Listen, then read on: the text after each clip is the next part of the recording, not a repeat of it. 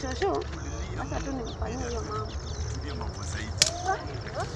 Kuliko venye tunayajua.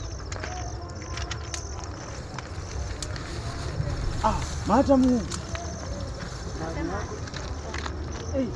Nimesikia umetoka Nairobi. Nini? Nairobi. So unasalimieko. Salimia. So usalimie tu, yani mkitoka na salimia aje sasa? Ona venye unakaa. Yani mimi nakaa angaje. Na huko mrembo nani? Yani ukiniangalia tu shida zangu sinaisha. Mbona nilizaliwa? Sasa shida yako unataka haki nikikuona tu. Yani you are very beautiful. Haki nakupenda tu. Yani nakuonanga tu hivi kukuja kuchenya kuoni tu nakufuatanga. Hata juzi shosho yako aliniambia huyu msichana anakuanga ya msichana yangu. Haki.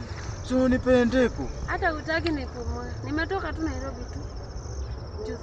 Jana. Hujapumzika? Sijapumzika. Unaweza ukuje upumzike kwangu.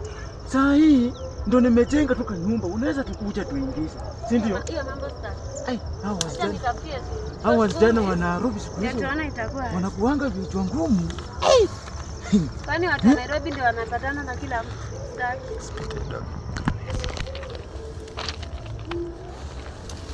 Mgaldem. Oh yes. Hii life unajua si yako hii. Shosho wako anawatumianga mbaya, fanya hivi. Si ni shosho. Mimi nataka nipange vile tunaweza toka hii mtaani. Si unajua next week niko na flat naenda Jamaica.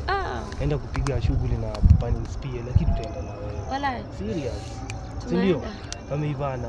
Kabisa. Sawa mate. Umefanya hivi. Pelekea shosh kuni, twende tupange tupatane pale kwa kona, si ndio? Pale senda. Sawa. Hairi. Chonjo. Rasta. Asante. Hivyo ndo mtu ananitianga.